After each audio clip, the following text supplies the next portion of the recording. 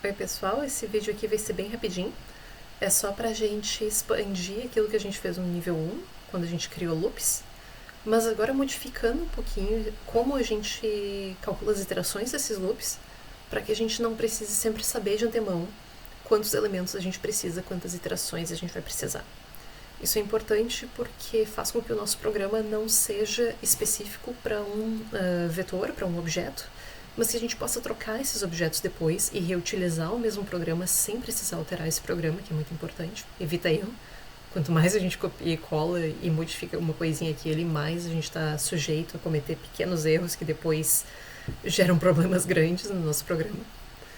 Então a gente transforma já antes uma pequena linha do nosso código para que ele fique o mais genérico possível. A forma de fazer isso, então, voltando aqui na nossa lista de exercícios de nível 1, já resolvida. Aqui, eu vou pular esse primeiro exercício, vou direto aqui criar o nosso vetor de bactérias no segundo. Ups. Criar as minhas bactérias, tá aqui o meu vetor com os 3 nomes de bactérias. E aqui no loop em que a gente imprimia esses nomes de bactérias um por vez, eu estava dizendo que era para fazer iterações de 1 a 3, porque eu sei que o meu vetor tem 3 elementos. Mas e se da próxima vez eu tiver um vetor de 10 bactérias?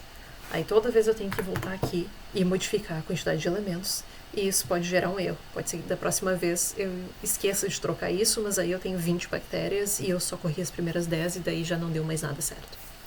Então, para a gente evitar isso, a gente usa, em vez do valor máximo, a gente entra aqui um outro comando, uma outra função, que é length, é o comprimento de algo.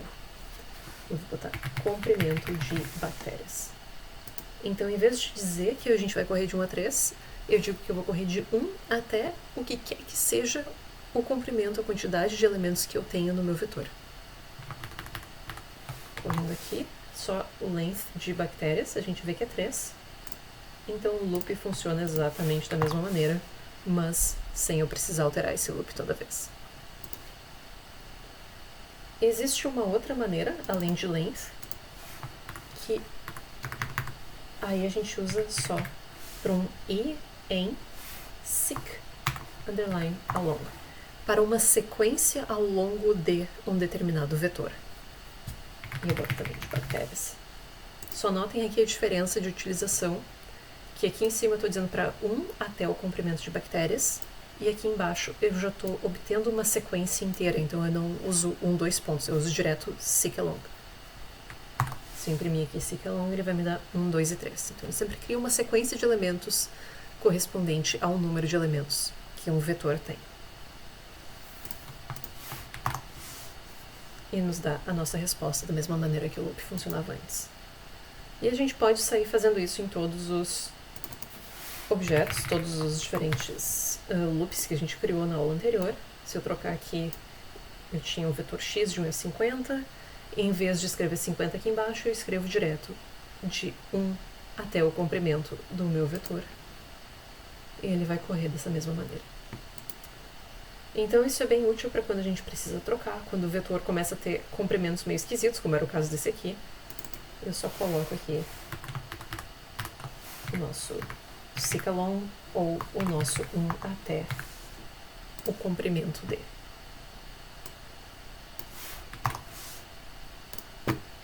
Aqui a gente tem uma boa nuance da coisa. Aqui, nesse caso específico, colocando seq along, não funciona, ou melhor, ele acha a minha resposta, mas depois ele esbarra no erro. Por quê? Porque aqui eu não estou indo até o final do vetor. Eu estou sempre conferindo a posição atual versus a posição seguinte. Então, esse é um caso que não é super comum, em que o length e o seq along não estão exatamente fazendo a mesma coisa. Então, eles vão nos dar uma diferença. Nesse caso, o nosso seq along nos dá um erro. Mas, se vocês lembrarem, o que eu tinha antes aqui era para 1 até 994. Então, um elemento a menos do que o comprimento desse nosso vetor. Porque senão a gente esbarra no final e não tem nada com que comparar que esteja numa posição seguinte. Então aqui eu preciso usar um length, para 1 até o length de x, menos 1. Eu preciso ir até o penúltimo elemento de x. Só botar parênteses aqui para o R entender que isso aqui tudo é uma coisa só. Então, se eu correr comprimento de x menos 1, é 994. E se eu correr esse mesmo loop de novo, usando isso, aí agora a gente não obtém um erro, ele vai até o final. Então, a gente pode usar isso com basicamente todos os nossos loops. Só ficar de olho se existe uma exceção em que o seek along, a sequência ao longo de, não é equivalente ao length. A gente, em teoria, pode usar qualquer um dos dois, só que às vezes um deles vai ser mais prático do que o outro. Aqui no nosso loop do desafio, a gente pode usar o nosso seek along ancestral, porque a gente está testando cada posição uma por uma. E a gente ainda consegue encontrar a nossa mutação. Então, a partir de agora, nos próximos loops, a gente sempre vai fazer isso. Sempre vai fazer de conta que a gente não sabe quantos elementos tem, para que o nosso programa seja o mais geral possível. Tá bom? Até a próxima.